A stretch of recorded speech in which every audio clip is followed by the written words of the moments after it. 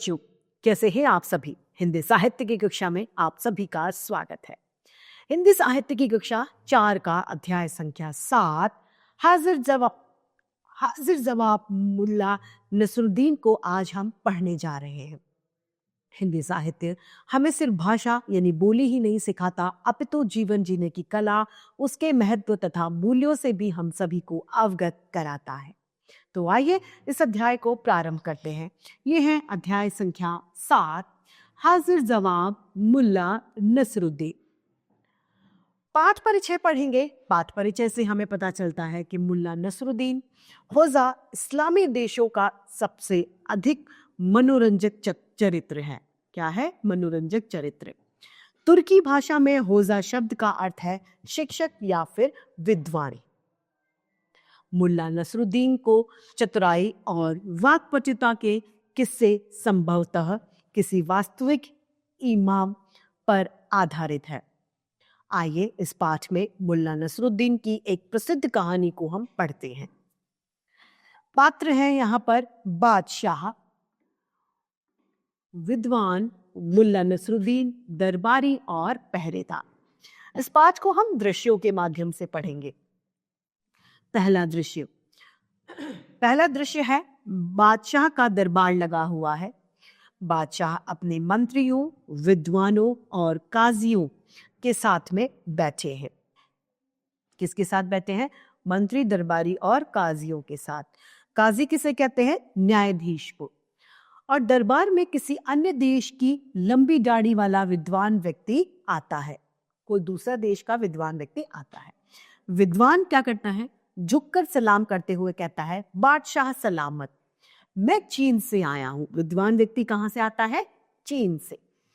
मैंने आपके दरबारियों की बुद्धिमत्ता के बहुत किस्से सुने हैं। यानी मैंने ये देखा है, मैंने ये सुना है कि आपके जो दरबार में बैठने वाले व्यक्ति हैं, जो जिन्हें दरबारी कहते हैं, उनके बुद्धिमत्ता, उनके होशियार होने की बहुत किस्से सुने हैं। अपने विद्वानों से मेरे 3 सवालों के जवाब दिलवाइए और मुझे संतुष्ट कर दीजिए। अपने दरबारियों की प्रशंसा सुनकर बादशाह फूले न समाए। यानी जब अपने दरबारियों की तारीफ सुनते हैं तो बादशाह बहुत खुश हो जाते हैं। बादशाह कुर्सी की ओर इशारा करते हुए कहते हैं, हाँ हाँ जरूर, तशरीफ रखिए, यानी आप बैठिए।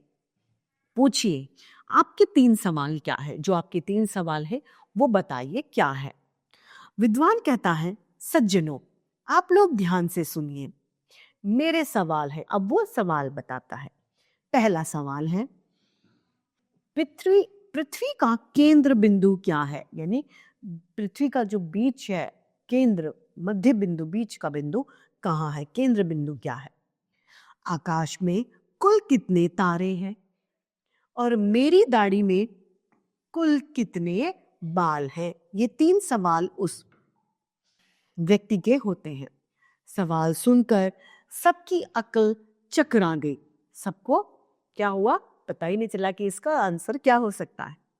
दरबार में सन्नाटा छा गया। सन्नाटा अर्थात शांति छा गई। सभी दरबारी नीची नजरें कर लेते हैं। किसी को भी किसी सवाल का जवाब नहीं सूझ रहा था। यानी 3 सवाल जो पूछे गए, उन तीनों में से किसी का भी सवाल का जवाब उन्हें नहीं आया। विद्वान बोला हैरानी से, अरे यहाँ तो सब चुप है।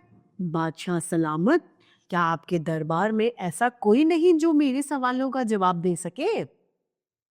बादशाह पर मानो घड़ों पानी पड़ गया हो। घड़ों पानी पड़ गया हो यानी लज्जित हो जाना, यानी बादशाह को बहुत शर्म आई। बादशाह से हिलाते हुए कहते हैं, नहीं नहीं, आपके सवालों के जवाब जरूर मिलेंगे। मैं अभी मुल्ला नसरुद्दीन को दरबार में बुलाता हूँ। मुझे पूरा यकीन है कि वे आपको मायूस नहीं करेंगे। यानी जो आपने जो प्रश्न पूछे हैं वो आपको जरूर बताएंगे, मायूस, आपको हैरान, आपको उदास नहीं करेंगे, आपको जवाब जरूर देंगे। पहरेदार को राजा हुक्म देते हैं, कहते हैं मुल्ला नसरुद्दीन को जवाब में हाजिर किया जाए, यानी उन्हें दरबार में बुलाया जाए। पहरेदार झुककर कहते हैं, जो हुक्म जापना। अब दूसरा दृश्य आ जाता है। दूसरे दृश्य में मुल्ला नसरुद्दीन अपने गधे पर सवार होकर दरबार में आते हैं। दरबारी उससे पूरा मामला बादशाह उसे पूरा मामला समझा देते हैं। मुल्ला कहते हैं, विद्वान की ओर मुखातिब होकर कहता है, मुल्ला नसरुद्दीन कहते हैं, विद्वान महोदय पूछिए अपना सवाल। क्या कहते हैं? अपना सवाल आप पूछिए। विद्वान बड़ी अकड़ कर कहता है, पृथ्वी का केंद्र बिंदु कहाँ है? मुल्ला अपने हाथ पर लाठी अपने गधे के दोनों ओर घूमता है।